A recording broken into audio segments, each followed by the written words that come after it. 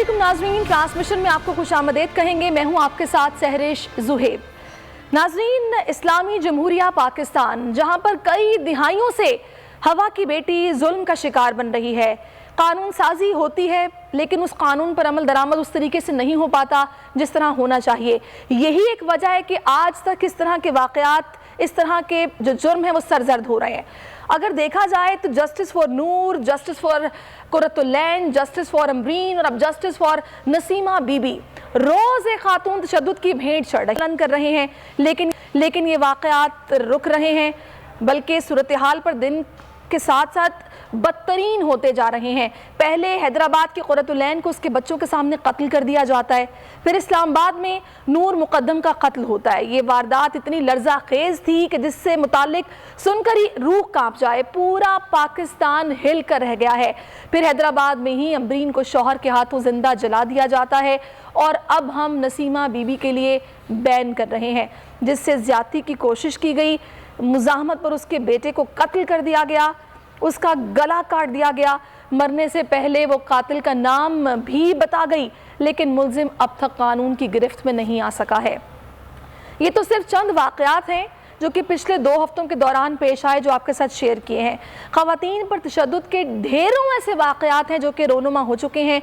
रोज़ाना एक हवा की बेटी कत्ल हो रही है और हम चाहकर भी ये सिलसिला रोक नहीं पा रहे।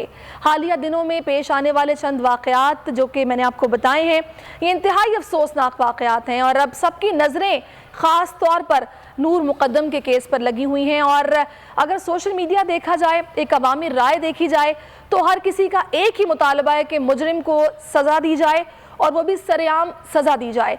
लेकिन हम ये देखते हैं, जो जैसे कि मैंने पहले कानून साजी की बात की, कानूनी पेचीदगियों की बात की, कि सिस्टम कुछ इस तरह से है कि या तो कम करवा कर जल्दी वो रिहा हो जाता है, निकल जाता है, या फिर शवाहिद मिटा दिए जाते हैं, मुजरिम को सज़ा से बचा लिया जाता है। जो बासर ताकतवर लोग होते हैं या तो वो अपना असर और रसूख इस्तेमाल करते हैं। ये सारी सूरत हाल ये कब ठीक होगी? कब कानून हमारा इतना मजबूत होगा कि मुजरिम को कैफरे किरदार तक पहुंचाया जाएगा, इबरत का निशान बनाया जाएगा, ताकि इस तरह के वाक़यात रोनुमा ना हो? इस सारी सूरत हाल पर बात करने के लिए हमारे मेहमान हमें ज्वाइन कर चुके हैं। इस वक्त हमारे साथ मौजूद हैं, साइकोलॉजिस्ट भी हैं, डॉक्टर नईमा सईद साहिबा, जिनको मैं खुशामदीद कहूँगी, और इसके अलावा क्रिमिनोलॉजी पर भी वो काफ़ी गिरफ्त रखती हैं। उनसे बात करेंगे। खतीजा सिद्दीकी हमारे साथ होंगी, जो कि खुद एक विक्टिम रही हैं। उनका क्लास फेलो था जिसने उन पर छुरियों के वार किए, उनको कत्ल करने की कोशिश की, लेकिन खुशकिस्मती से वो बच गई। और इस वक्त डॉक्टर मोइज़ हुसैन भी हमें ज्वाइन कर चुके हैं, उनको भी मैं खुशामदीद कहूँगी, और मुद्दई के वकील शाह खावत साहब भी हमें ज्वाइन करेंगे। तो सबसे पहले मैं डॉक्टर मोइज़ आपकी तरफ आती हूँ। ये सारा केस आपके सामने है, आपने सोशल मीडिया पर भी देखा है, ख़बरों में भी सुना है। ये मुजरिम जो कि साइकोथेरेपी ले भी रहा था और साइकोथेरेपिस्ट भी था, इसने लेक्चर्स भी दिए हैं, ये क्या ज़हनी कैफियत है कि आप इसको नॉर्मल समझते हैं? बिस्मिल्लाहिर्रहमानिर्रहीम। देखिए जी, साइकोथेरेपिस्ट या साइकाइट्रिस्ट या डॉक्टर होने का ये मतलब नहीं है कि आपको कोई प्रॉब्लम ना हो। दुनिया में बहुत सारे डॉक्टर्स बीमार होते हैं, कई को कैंसर होते हैं, कई को और बीमारियां होती हैं। तो इस शख्स का साइकोथेरेपिस्ट होने से ये मतलब नहीं है कि साइकोलॉजिकली बिल्कुल साउंड था, ये नहीं था। और शायद इसी वजह से जब इसने अपने सेशन शुरू किए तो उस अपने सेशंस के बाद उसको शौक पैदा हुआ तो वो खुद एक थेरेपिस्ट बना। याद रहे, कदीम ज़माने से लेकर आज दुनिया के जदीद तरीन दौर में औरत हर माशरे के अंदर जुल्म का निशान बनती है। इसकी एक सबसे बड़ी वजह यह है कि औरत जिस्मानी तौर पर चूँकि कमज़ोर होती है, औरत के साथ जो लोग मुंसलिक होते हैं वो उसको सपोर्ट नहीं करते।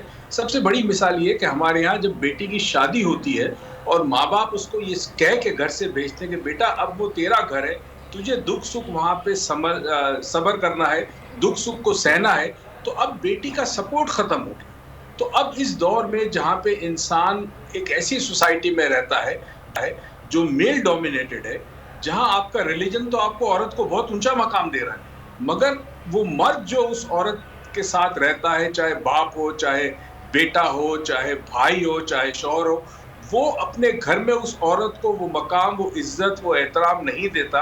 जब घर में नहीं देगा तो बाहर भी नहीं होगा। तो ये जुल्म की दास्तान तो सदियों से है और सदियों तक मतलब शायद रहे भी, क्या पता। अब इस शख्स का जो मसला था वो ये था कि ये ना सिर्फ साइकोपैथ एक लफ्ज होता है नफ्सियात में, साइकोपैथ कहते हैं उसको। और अक्सर जो वो लोग जो मुतवातिर कत्ल करते हैं वो साइकोपैथ होते हैं। साइकोपैथ की कुछ निशानियां होती है। एक निशानी साइकोपैथ की ये होती है कि वो कंपल्सिव लायर होता है, झूठा होता है। दूसरा, उसको कानून तोड़ने में ज्यादा मजा आता है।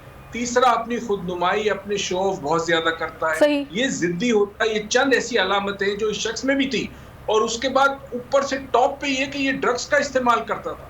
अच्छा, ड्रग्स का इस्तेमाल एक साइकोपैथ करे तो उसके बाद तो वो कंट्रोल उसका चला जाता है। तो पहली तो चीज ये है कि ये साइकोपैथ नफ्सियाती बीमारी जरूर है, मगर ये वो बीमारी नहीं है कि जिसमें किसी को होशो आवाज में रहते हुए। अच्छा, सही। डॉक्टर मोइज, आप मेरे साथ ही रहिएगा, मैं आपसे मजीद भी बात करूंगी। मैं डॉक्टर नीमा से बात करना चाहूंगी। डॉक्टर साहब, मुझे ये बताएगा कि अभी ये जो सारा आपने पढ़ा है या फिर आपने सुना है इस शख्स के बारे में जो कि मुजरिम है, आप क्या समझती हैं? आप इसको मेंटली बिल्कुल सेहतमंद, फिट समझती हैं? बाकायदा प्लानिंग के साथ इसने सब कुछ किया है या फिर इसको इलाज की जरूरत थी? और इस तरह के शख्स को क्या पागल कहा जा सकता है? जी, बहुत शुक्रिया।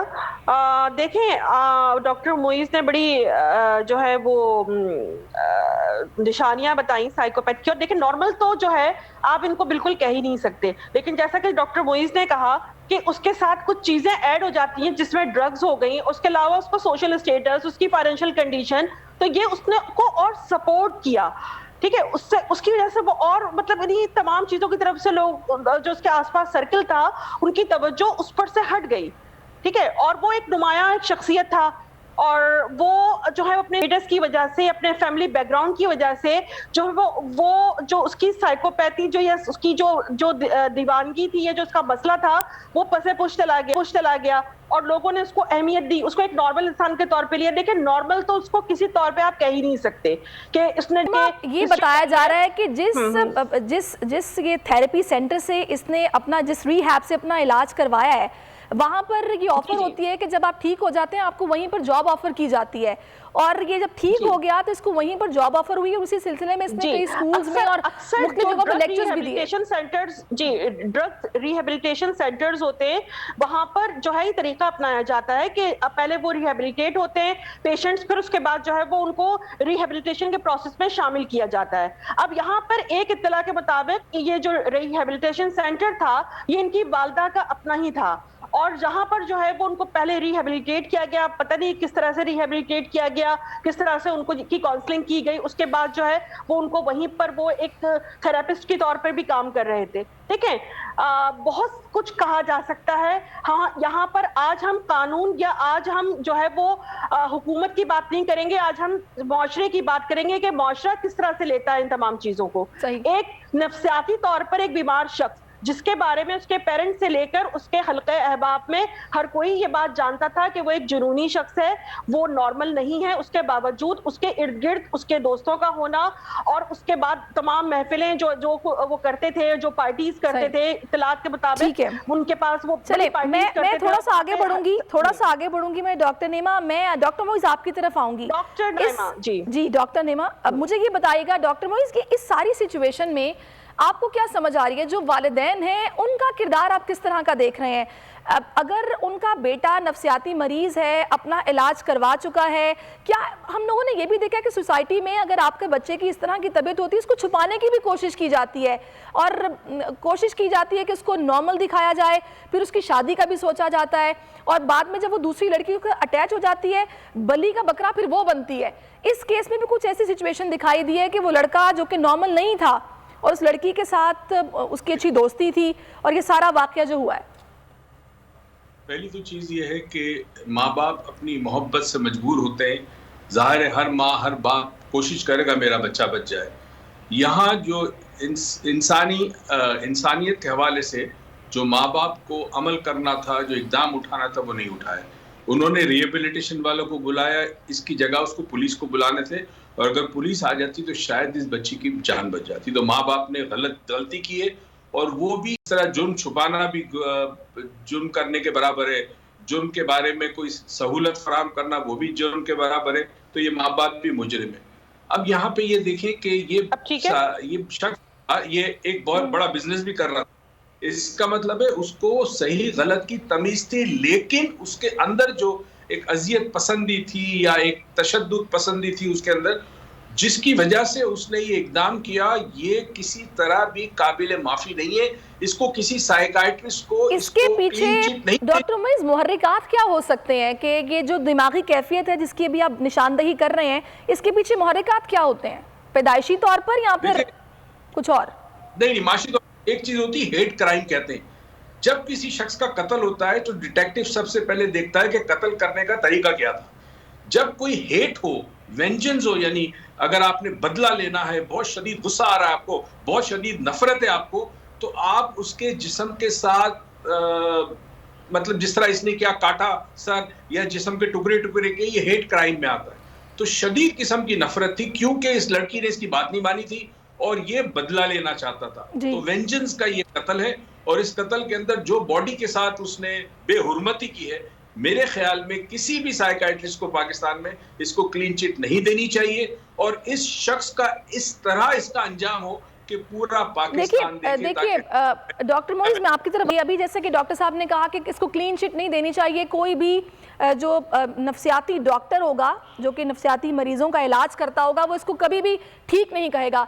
इस चीज़ का फ़ायदा ये अगर कानून के लिहाज से देखा जाए तो वहाँ उठा सकता है, जो एक लीगल फाइट है उसमें उठा सकता है। तो ये क्रिमिनल माइंडेड बंदे का होना, बिल्कुल दिमागी तौर पर फिट होना या फिर साइकोलॉजी डिस्टर्ब होना, आप इसको कहाँ समझती हैं? क्या इसको वहां से ये बच सकता है इस तरह? देखिए कोशिश तो यही होगी यकीनन उनके पेरेंट्स की, उनके लवाकिन की, कि उनको जो है वो साइकोपैथ या एक नफ्सियाती मरीज जो है वो शो करके कानून से जो है रिलैक्सेशन हासिल की जाए, और कानून से रिलैक्सेशन मिलती भी है इस कंडीशन में। क्योंकि अगर हम एक नफ्सियाती मरीज को लटकाने की, उसको करार वाकई सजा देने की हम मुतालबा करते भी हैं, तो थोड़ा सा हमें जरा देखना पड़ेगा कि जब वो नफ्सियाती तौर पर सेट ही नहीं, और यकीनन नहीं है, लेकिन असल चीज वो है कि जहां पर उसको क्लीन चिट नहीं बल्कि उसे एक स्पेस दे दी गई कि वो सोसाइटी में आजादी से मूव करे, उसमें उसकी फैमिली, उसके पेरेंट्स, उसके दोस्त अहबाब भी शामिल हैं, ठीक है, जिन्होंने उसको अपने साथ एक खतरनाक शख्स है और वो उनके साथ जो है वो तमाम मामूल की जो सरगर्मियां होती हैं उसमें शामिल है। वो कैसे अपना तवाज़ुन बरकरार रख सकता था? यकीनन जो है। अच्छा, दूसरी बात है कि इससे कतई नजर के विक्टिम और मर्डरर जो है वो उनके दरमियान क्या रिश्ता था, उनके दरमियान क्या था, इससे कतई नजर हम बात करें कि उस पर ट्रस्ट किया उस लड़की ने, और क्या वो लड़की भी तो एक पढ़ी लिखी लड़की थी, क्या वो उसकी ज़हनी कैफियत को नहीं समझ सकती थी? क्या वो एक एबनॉर्मल शख्स है? वो क्या सर्कमस्टांसेस थे, वो क्या सूरत हाल थी कि वो ट्रैप हो गई उसके साथ, और वो उसके जो है वो बिछाए बिछ ऐसे लोग चालाक बहुत होते हैं, और उसको नॉर्मल में कतई इसलिए कि आप उसको एक बिल्कुल नॉर्मल शख्स की तरह, एक नॉर्मल क्रिमिनल की तरह उसे आप ट्रीट नहीं कर सकते। बहरहाल उसको ये रिलैक्सेशन कहीं ना कहीं उसे जरूर मिलेगी। सही। अच्छा, चले इस सारी सिचुएशन में मैं आपसे डॉक्टर मुइज़ आपकी तरफ आती हूँ, इसमें आप वालिदैन के किरदार के साथ साथ मुआशरे का किरदार क्या समझते हैं? क्योंकि इस तरह के साइकोपैथ लोग या फिर जिनको एक दिमागी इलाज की ज़रूरत है, उनको अपनी सोसाइटी में नॉर्मली मूव करने के लिए, या फिर उनको ये जाहिर सी बात है काविश पेरेंट्स की भी होती है ना कि मेरा बच्चा नॉर्मल फील करे सोसाइटी में, वो ठीक हो जाए, तो ऐसे में उनका किरदार क्या होना चाहिए और मुआशरे का किरदार क्या होना चाहिए? देखिए, पहले एक चीज मैं आपको समझा दूं, हम लफ्ज मरीज की रट लगाते हैं, मरीज नहीं है। एक शख्स हिर्स और लालच में रिश्वत लेता है या रिश्वत देता है तो क्या वो ज़हनी मरीज है? एक गुस्से में अपनी बीवी को मारता है, बेटी को मारता है, तो आप ये कह देंगे गुस्सा है जी, नफ्सियाती है? ये नहीं हो सकता।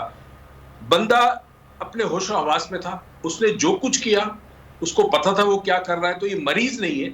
साइकोपैथ एक कंडीशन का नाम होता है जहां कुछ ट्रेट्स होती है उसके अंदर, और अगर उसके माँ बाप को भी पता था तो माँ बाप ने उसको लंबे अरसे के लिए रिहेबिलिटेशन में क्यों नहीं डाला? रिहेबिलिटेशन वाला ने ये कैसे कह दिया कि उसका इलाज हो गया, उसको वापस आ गया? तो बहुत सारे अवामिल है। तो अब हमें ये करना है कि माशरे को क्या करना है, अपने घरों में देखे, अपने मोहल्लों में देखे, स्कूल में असातिज़ा इस बात पे नजर रखे कि किस बच्चे में इस किस्म की ट्रेट्स पाई जाती है। वो झूठ बोलता है, बहुत चालाकी करता है, कानून तोड़ता है, अपने आप को प्रोजेक्ट करता है, किसी को अजियत देने में उसको मजा आता है। अगर ये ट्रेड्स घर में देखे, मोहल्ले में देखे, फैमिली में देखे, स्कूल्स में देखे, तो बराए करम माशरे को फौरन से कोई ना कोई इकदाम उठाना चाहिए, वरना ये नौजवान अगर बड़े होंगे और फिर उसके बाद शादियां करेंगे, ये अपनी बच्चियों पे भी जुल्म करेंगे, अपनी बीवियों पे भी जुल्म करेंगे, और ये बहुत कॉमन है हमारे माशरे में, क्योंकि सबसे बड़ी चीज याद रहे, इलाज से ज्यादा जो बड़ी चीज है वो है कानून का हरकत में आना और इंसाफ फौरी देना, और ऐसा इंसाफ करना कि नजर आए लोगों को। तो जब तक हमारे मुल्क में अदलो इंसाफ उस तरह से नहीं होगा जिस तरह से होना चाहिए, ये मजालिम, ये जुल्म बढ़ते रहे। सही। अच्छा डॉक्टर साहबा, मैं आपसे भी बात करूंगी, लेकिन इस सारी सूरत हाल पर हमने एक रिपोर्ट भी तैयार की है। जिस तरह ये वाक़यात रोनुमा होते आ रहे हैं और इनकी रोकथाम के लिए उस तरीके से काविशें नहीं हो पा रही हैं, एक नाज़रीन रिपोर्ट देखिए, उसके बाद डॉक्टर साहिबा से बात करते हैं। ये सारे वाक़यात जो कि रोनुमा हुए, रिसेंटली रोनुमा हुए, इस पर रिपोर्ट आपने मुलाहिज़ा की। मैं डॉक्टर साहिबा आपकी तरफ आऊँ। ये हम लोग ये भी देखते हैं कि ये जो केस अगर स्पेसिफिकली इसकी भी बात की जाए तो इस लड़की ने, जिनका नाम नूर मुकद्दम है, इन्होंने अपनी जान बचाने के लिए बालकोनी से छलांग भी लगाई। नीचे गार्ड्स का कमरा था, वहाँ जाकर ये छुप गई, जहाँ से बाकायदा कि मुजरिम इनको लेकर गया। किसी गार्ड ने ये जहमत नहीं की कि इस बच्ची को बचाने की कोशिश की जाए। ये जो माइंडसेट है जिसमें कि खौफ है एक ताकतवर लोगों से कि कुछ बोलता नहीं है, कोई मामले में आता नहीं है, इसको आप किस तरह देखती हैं? देखिए, बिल्कुल ये तमाम वाक़यात जो हैं वो हमारी सबकी नज़र से गुजरे। गार्ड्स जो थे वो किसके गार्ड थे? वो नूर मुकद्दम के गार्ड्स नहीं थे, वो जो ये कातिल है उसके गार्ड थे। ठीक है, वो तनख्वाह उनसे लेते थे, उनके पेरेंट्स को उन्होंने मुत्तला किया। और इसका मतलब है, देखिए एक पॉइंट यहाँ पे ये भी आता है कि वो गार्ड्स आदी थे इसके पुरतशद्दुद रवैये के, और अक्सर और बेशतर वो इस कस्म की, और ये शवाहिद भी मिले हैं कि अक्सर और बेशतर वो जो है मुख्तलिफ लड़कियों से वो चैटिंग ऐप्स पे दोस्तियां करते थे। उसके बाद जो है वो दोस्तियां करने के बाद ये उनके ताल्लुकात जो हैं वो तशद्दुद पे खत्म होते थे। ये गार्ड्स आदी थे, उनको पता था कि उनके जिसके पास वो जॉब करते हैं, जो उनका मालिक है, वो इन तमाम हरकतें वो करता है और वो देखने के आदी थे। लेकिन हो सकता है कि वो गार्ड्स ये समझते हो कि ये मारपीट तक ही महदूद रहेगा। और यहाँ पर आप देखें कि उनको कानून की परवाह नहीं है, किसी इंसानी जान की परवाह नहीं है। वो उनको जिसके पास वो नौकर है उसको जवाबदेह है कि वो उसकी परवाह कर रहे हैं कि उसको कुछ बुरा ना लगे। उन्होंने भी जो है उनके पेरेंट्स को जब मुत्तला किया, तो पेरेंट्स जो है वो थेरेपी वर्कर्स से बात करते हैं कि उनका जब भी यह ख्याल है कि उनका बेटा किसी मुश्किल में है, उनके बेटे की वजह से कोई मुश्किल में है, इस तरफ उनका ध्यान नहीं गया। तो पूरी स्टोरी में आपको एक खास किस्म की खुदगर्जी और जो इसे कह सकते हैं इग्नोरेंस मिलेगी। एक चीज और जो इस वक्त मेरे जहन में आ रही है, मैं डॉक्टर मोइज आपसे पूछूंगी। हम ये भी देखते हैं कि आजकल आपको पता है लाइफ बहुत बिजी हो गई है, लोग अपनी जॉब्स में इतने बिजी हो गए हैं कि वो जो एक कम्युनिकेशन गैप आ गया है बच्चों में वालिदैन के दरमियान, जिसको कि फिल करने की बहुत अशद ज़रूरत है। अगर ये लड़का था नूर मुकद्दम, जाहिर सी बात है इनके क्लोज थी, सर्कमस्टांसेस कुछ बने जिसके बाद ये वाक़या पेश आया, उन्होंने अपने पेरेंट्स के साथ कुछ भी डिस्कस नहीं किया, दोस्तों को भी ऐसा कुछ मालूम नहीं है। तो आपको क्या लगता है ये कम्युनिकेशन गैप भी वजह बनता है इस तरह के वाक़यात के रोनुमा होने में? देखिए, हमारे माशरे में लड़की अपने माँ बाप को ये नहीं कह सकती कि मेरा किसी के साथ अफेयर है, कैसे कह सके? तो ज़ाहिर है वो कम्युनिकेशन, फैमिलीज का आपस में मिलना जुलना था, मगर वो नहीं बता सकती थी ना। फिर इसने इसको ये कहा कि तुम घर पे बता दो कि तुम किसी रिलीजियस उसमें जा रही हो, सेरेमनी में जा रही हो, फेस्टिवल में जा रही हो, या रिलीजियस कोई यात्रा पर कहा गया, उसके पास असलहा था, प्रेशराइज करके कॉल करवाई उसने। अब वो नहीं सकते ना। अब सवाल जो है कम्युनिकेशन का है। कम्युनिकेशन का ताल्लुक सिर्फ जिंदगी की बिजी लाइफ से नहीं है, कम्युनिकेशन का ताल्लुक ये है लैक ऑफ इंटरेस्ट है। माँ बाप बच्चों में इंटरेस्टेड नहीं है, बच्चे माँ बाप में इंटरेस्टेड नहीं है। किसी जमाने में आपका पड़ोसी और आप जानते थे एक दूसरे को, आपके कोई मुश्किल होती थी, आपका पड़ोसी को पता होता था, वो आपकी हेल्प के लिए आता था। आज कोई किसी को नहीं पूछता। तो जितने घर बड़े हो गए या जितने शहर छोटे हो गए, दिल एक दूसरे से दूर हो गए। ये बड़ी अजीब सी बात है। छोटे घर थे किसी जमाने में, लोग एक दूसरे को जानते थे। आज घर बड़े हो गए, आप कोई किसी को नहीं जानता। और जहां शहर छोटे हो गए, फासले कम हो गए, हवाई जहाज आ गया, वहां दिलों के फासले बढ़ गए। और ये बड़ी अजीब सी बात है कि आज आपके पास वक्त नहीं है अपनों के लिए। आपके पास जो वक्त होता है तो आप अपने मोबाइल फोन पे वीडियोस देख रहे होते, टिकटॉक देख रहे होते, सोशल मीडिया पे सर्च कर रहे होते मुख्तलिफ वीडियो को। तो ये तो इंसान का रवैया है कि इंसान ने इंसान की केयर करना बंद कर दी है। इंसान को पूछता नहीं है। तो अगर ये कम्युनिकेशन है तो इस कम्युनिकेशन के फॉल्ट में बहुत सारे अवामिल है।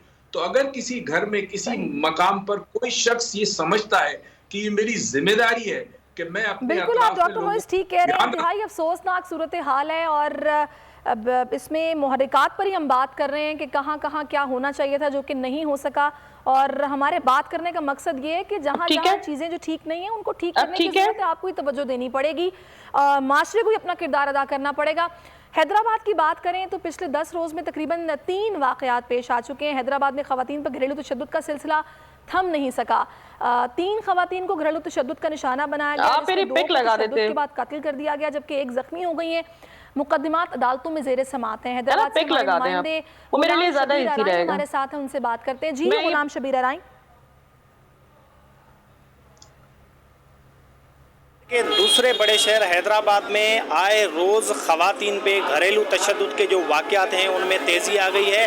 गुज़िश्ता 10 दिनों में 3 वाक़यात जो हैं वो डोमेस्टिक वायलेंस के हैदराबाद में पेश आए हैं, जिसमें 2 ख़वातीन जो हैं वो कत्ल हो चुकी हैं, जबकि एक जो है वो ज़ख्मी हो चुकी है। मैं आपको बताऊं कि पहला केस जो है वो 15 जून को आया, जिसमें कुरतुल लैन बलोच और एनी बलोच, जिसको शोहर ने जो है तशद्दुद के बाद कत्ल किया, और उसके बाद सिविल सोसाइटी जो है वो सरापा एहतजाज बनी, और ये मामला जो है वो ताहाल अदालत में चल रहा है। मुलजिम जो है उसको जो है वो अदालती फिज़िकल रिमांड पे जो है पुलिस के हवाले कर दिया गया। जबकि दूसरा जो वाक़या पेश आया 2 रोज़ कबल वो टंडो जाम में पेश आया, जहाँ पे अम्बरीन नामी जो खातून है उसको जो है वो आमिर हैदर जो उसके शोहर हैं उन्होंने घर में जो है मुबैना तौर पे तशद्दुद का निशाना बना के कत्ल किया, जिस मुलजिम को जो है वो पुलिस ने गिरफ़्तार कर लिया है और उसका मुकदमा भी जो है वो दर्ज कर लिया गया है। जबकि गुज़िश्ता रोज़ एक अफसोसनाक वाक़या पेश आया है, जिससे ना ज़मीन। गुलाम शबीर राई, आपसे मज़ीद भी मैं बात करूँगी इस मिशन की तरफ, और हमारे साथ दोनों डॉक्टर साहिबान मौजूद हैं। मुझे बताइएगा डॉक्टर साहिबा, मेरा आपसे सवाल है, अभी आपने देखा कि हैदराबाद में 3 वाक़यात 10 रोज़ में पेश आए हैं। कहीं बच्चों के सामने माँ को जला दिया जाता है, कहीं माँ के साथ ज्यादती की जाती है, कत्ल कर दिया जाता है।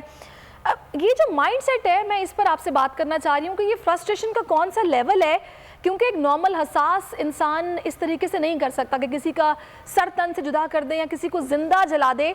ये कौन सा फ्रस्ट्रेशन का लेवल है कि जिस पर आपको इलाज की जरूरत होती है और इसकी अवेयरनेस फैलाना बहुत जरूरी है? जी, ये सवाल आपने मुझसे किया है। जी बिल्कुल, फ्रस्ट्रेशन देखें ओवरऑल सोसाइटी में बहुत ज्यादा है।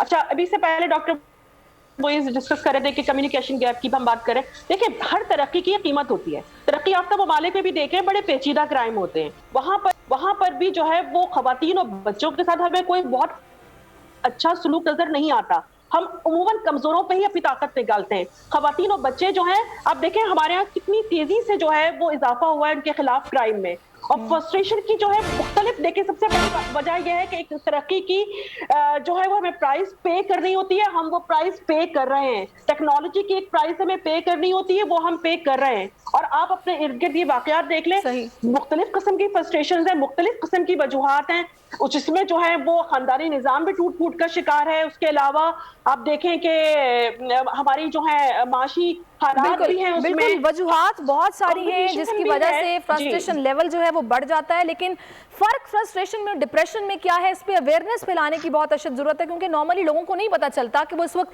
किसी मरज का शिकार है और इनको इलाज की जरूरत है। मैं आपसे बात करूंगी, इस वक्त हमारे साथ मौजूद हैं जो कि खुद एक विक्टिम रही हैं, खतीजा सिद्दीकी साहिबा, जो कि खतीजा बहुत शुक्रिया आपके वक्त का। मुझे ये बताएगा कि आपका जो मुजरिम था उसको सज़ा हुई और तकरीबन 5.5 साल की सज़ा थी, जो कि वो 3.5 साल में मुकम्मल करके अब बाहर आ चुका है, अब रिहा हो चुका है। आपको कुछ मालूम हो सका कि वो 3.5 साल कैसे सज़ा हो गई? और दूसरा, ये जो कानूनी पेचीदगी और ये सिस्टम है, इसको आप किस तरह देख रही हैं?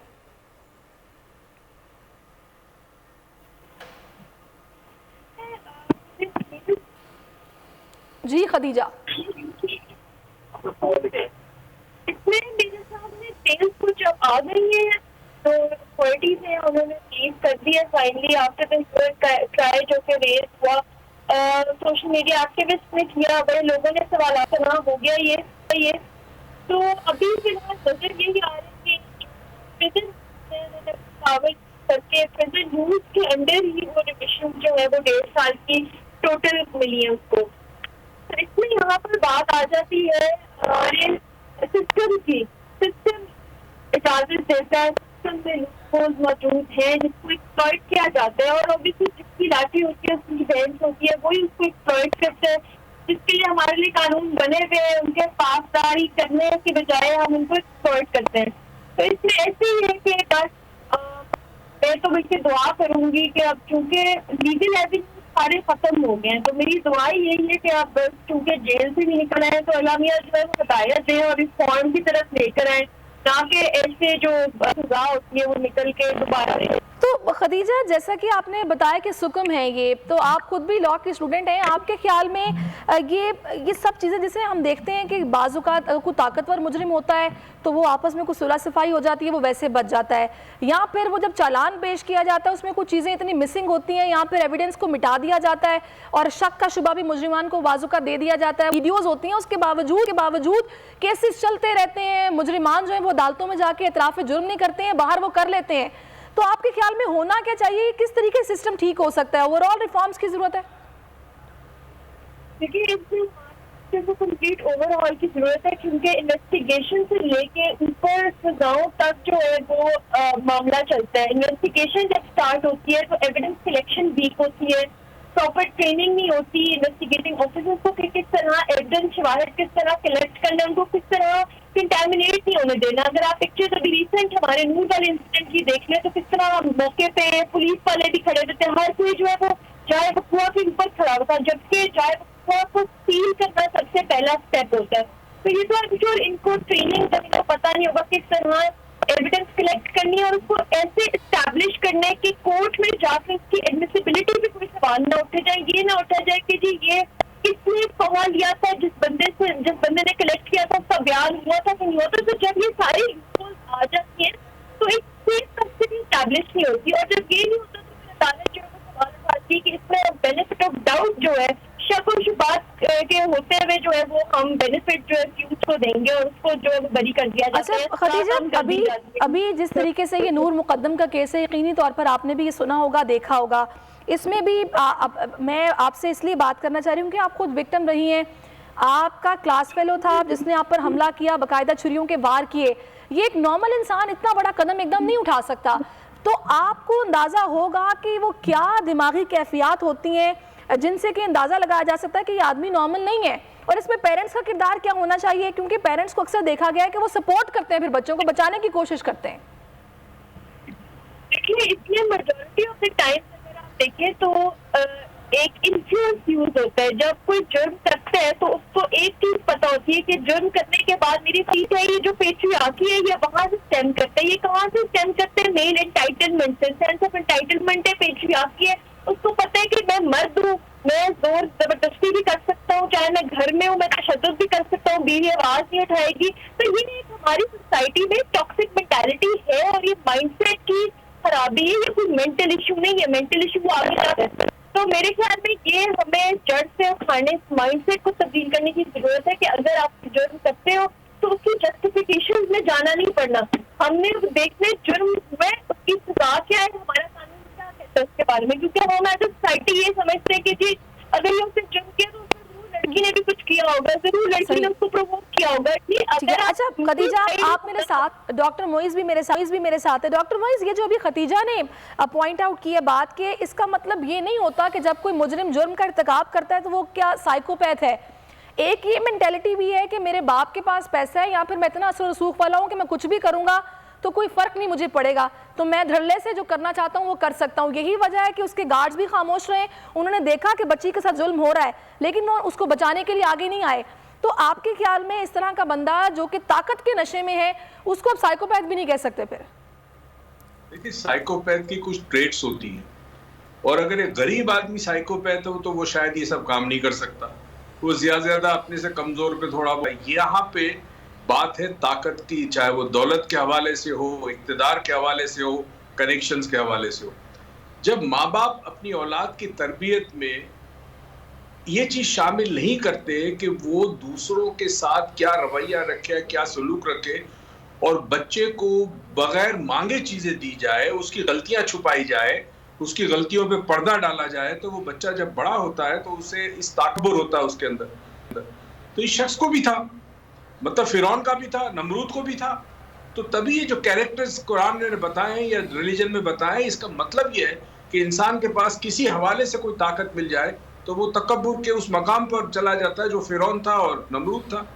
तो यहाँ पे हमें ये जो बात समझनी है वो ये समझनी है कि अगर किसी घर में कोई बाप या भाई ये फैसला कर ले कि मेरी बेटी या मेरी बहन पे कोई नजर नहीं उठाएगा, और शादी के वक्त बाप ये कह दे कि बेटा जरा सा भी तुझे तकलीफ हो तेरे ससुराल में, तू वापस चली आना, मैं बैठा हूं।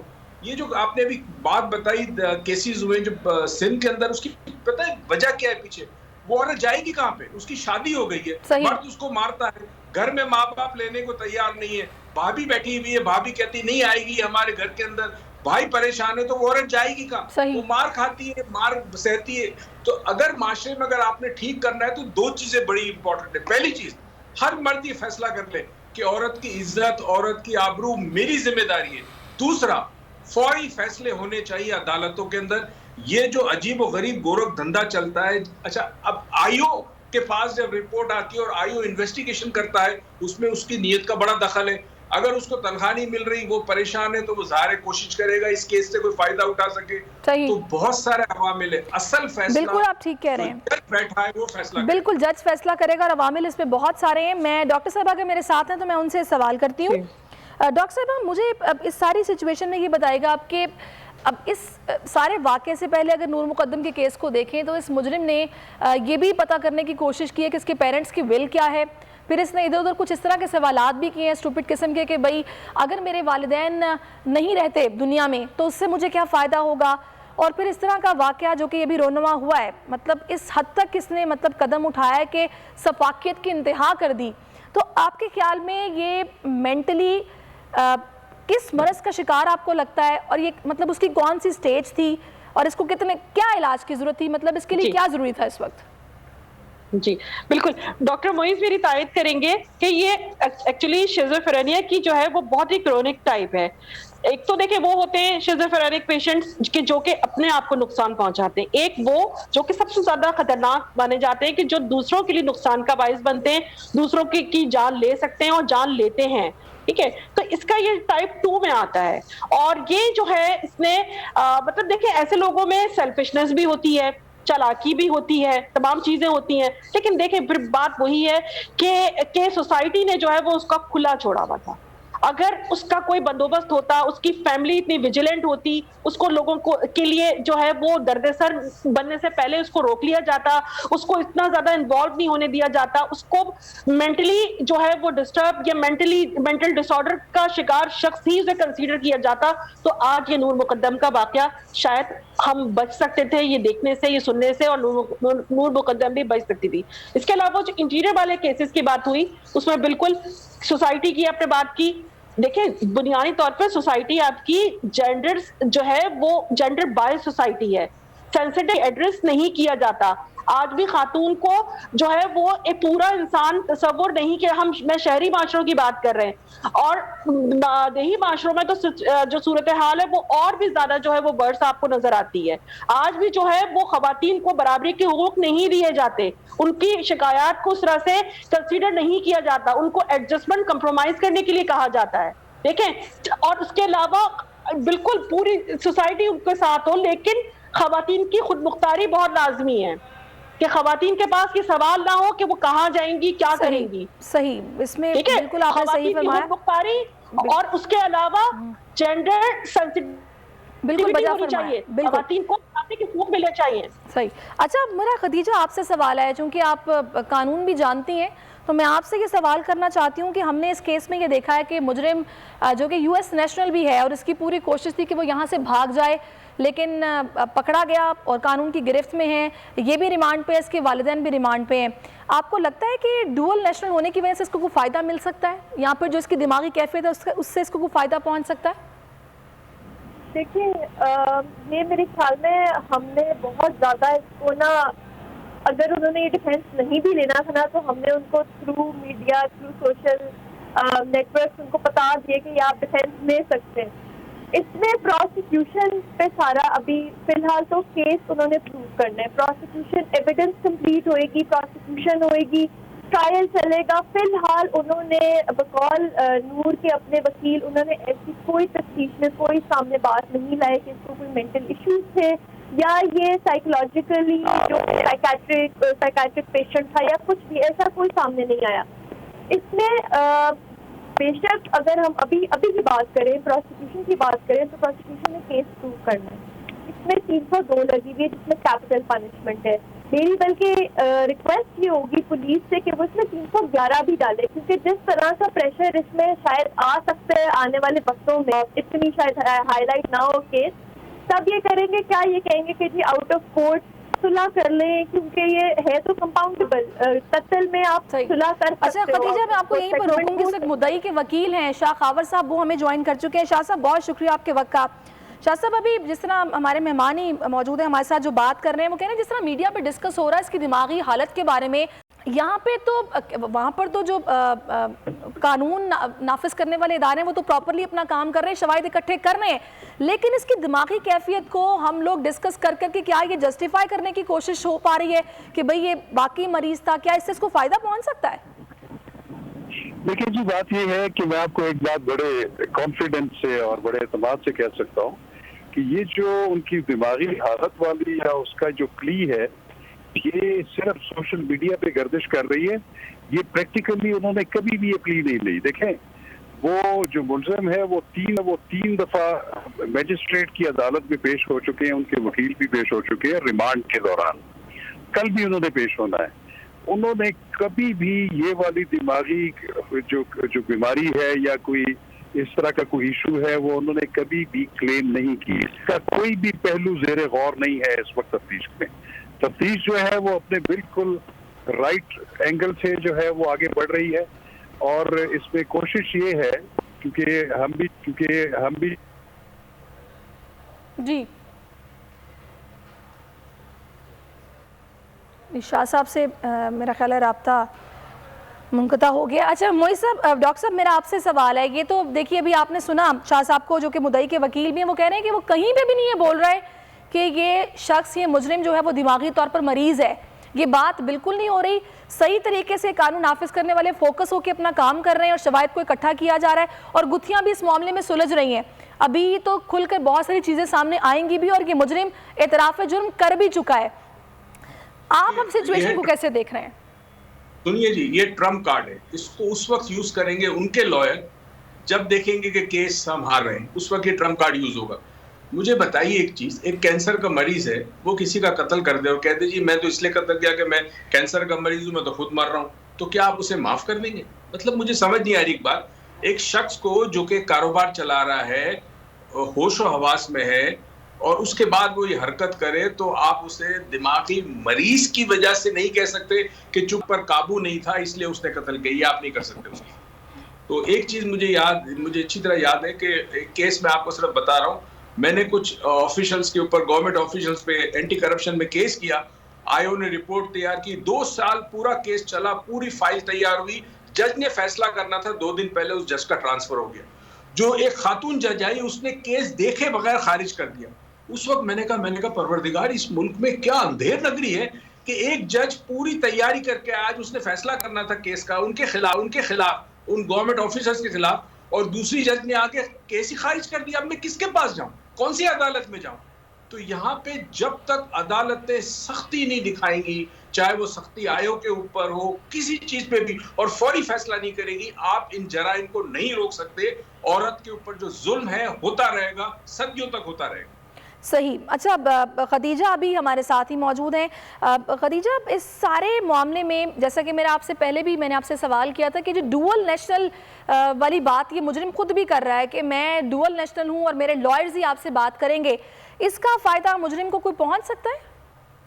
देखिए, इसमें सबसे पहले हमें एक चीज़, अभी आपने बात की कि जी उसने एतराफ़ जुर्म कर लिया, वो अभी फ़िलहाल पुलिस कस्टडी में है। पुलिस कस्टडी में हर क्रिमिनल केस में एतराफ़ जुर्म जो है वो लिखा जाता है ज़िम्मियों में।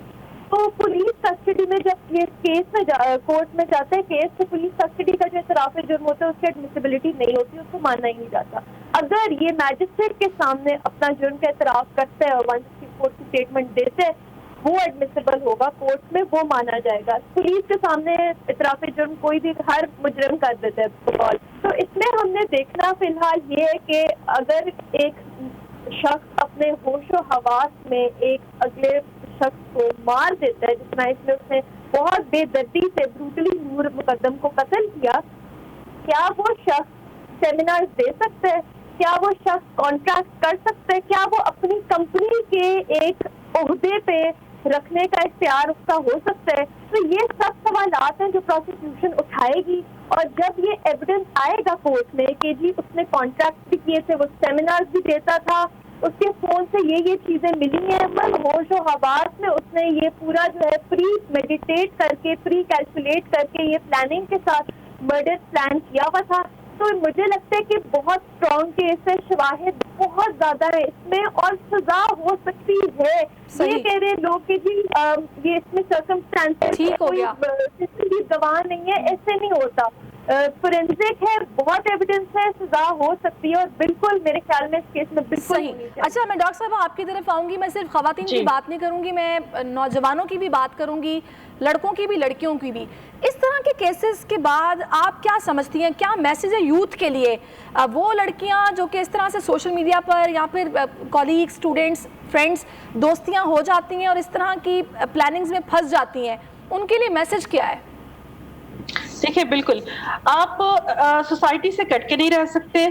जो कुछ आजकल है आप उससे बिल्कुल कट ऑफ नहीं कर सकते, लेकिन बिल्कुल आप दोस्तियां भी करें, बिल्कुल आप जो है आपका सोशल सर्कल भी होता है, लेकिन आप जरा गौर करें कि आपके आसपास कैसे लोग हैं, आपके दोस्त कैसे लोग हैं, उनकी नेचर क्या, उनको इग्नोर ना करें, कि उनके जो उनकी हैबिट्स हैं उनको इग्नोर ना करें, उन पे गौर करें, और अपने दोस्त जो है वो सोच समझ के बनाएं, उनका इंतखाब सोच समझ के करें, क्योंकि दोस्तों का इंतखाब आप सोच समझ के कर सकते हैं कि आपके हाथ में है। और इसके अलावा जो है वो सोशल मीडिया हो या फिर आपका सोशल सर्कल हो, उसको जो है मतलब एक एतदाल के साथ जो है वो आप उस पर बिल्कुल मूव करें। मैं बिल्कुल ये नहीं कहूंगी कि आप सोसाइटी से कट ऑफ कर लें या डर कर बैठ जाएं, या जो है वो जो बिल्कुल लोगों के साथ कोई इंटरेक्शन ना करें, बिल्कुल करें, लेकिन अच्छा इसके अलावा अपनी फैमिली के साथ तमाम चीजें शेयर करें। सबसे अहम ये चीज है कि आप अपनी फैमिली, क्योंकि फैमिली का नेमल बदल कहीं नहीं होता, आप अपने सिबलिंग्स के साथ, अपने पेरेंट्स के साथ अपने मसाइल भी शेयर करें, अपने दोस्तों का सर्कल भी शेयर करें, उनको बताएं, उनकी नॉलेज में रखें, और उनके मशवरों पर जो है वो फिर अमल भी करें और उनको याद भी रखें। ठीक है डॉक्टर मोइज, मेरा आपसे भी यही सवाल है कि पेरेंट्स का किरदार भी बहुत ज़रूरी है, कि उनको पता है अगर उनका बच्चा किस तरह का है तो उनका माशरे में किरदार क्या होना चाहिए, उस बच्चे के साथ रिलेशनशिप कैसा होना चाहिए, और यूथ के लिए क्या मैसेज है? पहली तो चीज़ ये कि अम्माओं को चाहिए कि ड्रामे कम देखें, और वालिद को चाहिए कि पॉलिटिकल प्रोग्राम थोड़े से कम देखें, अपने बच्चों पे तवज्जो दें, उनको टाइम दें। बच्चों को ये चाहिए कि अगर उनकी किसी से दोस्ती होती है तो वो अपने माँ बाप को इत्तला जरूर दे, बताएं जरूर कि अबू मैं इनके साथ जा रही हूँ या ये मेरे दोस्त है वगैरह वगैरह, छुप के ना करे। कल मैं एक पार्क में वॉक करता हूँ, कल मैं पार्क में वॉक कर रहा था, मैंने देखा एक लड़का लड़की की उम्र 18-19 साल होगी, तो एक लड़के के साथ एक कोने की बेंच पे बैठी थी। मैं सोचने लगा, मैंने कहा इस बच्ची को पता है कि ये शख्स आगे जाके उसका दोस्त रहेगा, सहारा बनेगा, उसकी इज्जत करेगा, उसकी आबरू की हिफाजत करेगा, पता है कि नहीं उसे? तो जज्बात में आजकल जो सोशल मीडिया पे बड़ा आसान हो गया है बॉयफ्रेंड गर्लफ्रेंड बनाना, इसमें आपको ये नहीं पता कि जिस शख्स के साथ आप दोस्ती कर रहे हैं वो असल में है क्या। तो अगर आप अपने माँ बाप को ये बात बता दें और माँ बाप नजर रखें इस बात पे, तो शायद हमारी बच्चियों की हिफाजत हो सकती है, उनकी आबरू और इज्जत बच सकती है। सही। अच्छा मेरा खदीजा आपसे सवाल है, इस तरह के केसेस में मीडिया का किरदार आप क्या समझती हैं? लेकिन एट द सेम टाइम हमें इस चीज़ का ख्याल रखना है कि इस वक्त जो है वो इन्वेस्टिगेशन अंडर हुए है, हम उनको हेल्प करने के लिए आवाज़ ज़रूर उठाएं, लेकिन हम विक्टिम शेमिंग ना करें, हम विक्टिम ब्लेमिंग ना करें, हम ऐसे लोगों को इजाज़त ना दें जो टीवी पे आके कहें कि जी क्यों दोस्ती क्यों की थी, लड़के के घर क्यों थी, और इस तरह के सवाल जवाब मत करें, क्योंकि कैरेक्टर शेमिंग जो है वो विक्टिम की फैमिली पे सबसे ज्यादा इम्पैक्ट करती है, जिस वजह से उनका मोराल लो करती है और उनको लगता है कि शायद हम ही गलत है, हमें केस नहीं करना चाहिए। तो मेरे ख्याल में हमें उनकी हौसला अफजाई करनी चाहिए और मीडिया के थ्रू करनी चाहिए कि हम एज ए नेशन आपके साथ खड़े हैं और हम आपके साथ एंड तक इस जंग को लेके जाएंगे जब तक एक केस जो है मंतक अंजाम तक नहीं पहुंचता और सजा नहीं मिलती। जो कि इस केस में मेरे ख्याल में थोड़ी हमें सेंस ऑफ इंटाइटलमेंट नजर आ रही है कि मैं यूएस सिटीजन हूँ और मेरी जिंदगी को खतरा है। ये नॉर्मल शख्स ही बोल सकते हैं ऐसे जुमले। तो मेरे ख्याल में इन्वेस्टिगेशन को हमें एज इट इज चलने देना चाहिए और देखना चाहिए कि किस तरह फोरेंसिक आती है और किस तरह सजा होती है इंशाल्लाह। सही, बहुत शुक्रिया खदीजा सिद्दीकी हमारे साथ थी। डॉक्टर नेमा आपका भी बहुत शुक्रिया और डॉक्टर मोइज़ आप तीनों का बहुत शुक्रिया। और मैं यही कहूँगी कि इसमें किरदार अदा करना है, चाहे मुआशरा हो, चाहे आपकी फैमिली हो, आपके पेरेंट्स हों या फिर कानून नाफिज करने वाले इदारे हों। प्रोसिक्यूशन ज़बरदस्त होनी चाहिए ताकि मुजरिम को कैफिर किरदार तक पहुँचाया जाए जो कि दूसरों के लिए इबरत का निशान बने। और पेरेंट्स को चाहिए कि अपने बच्चों की काउंसलिंग करें, उनको टाइम दें और प्रॉपर तरीके से अगर उनको इलाज की ज़रूरत है तो छुपाएं मत।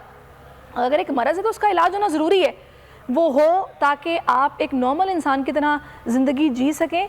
इस तरह ख़वातीन जो कि तशद्दुद का निशाना बनती चली आ रही हैं, ये सिलसिला इसी तरीके से रुकेगा।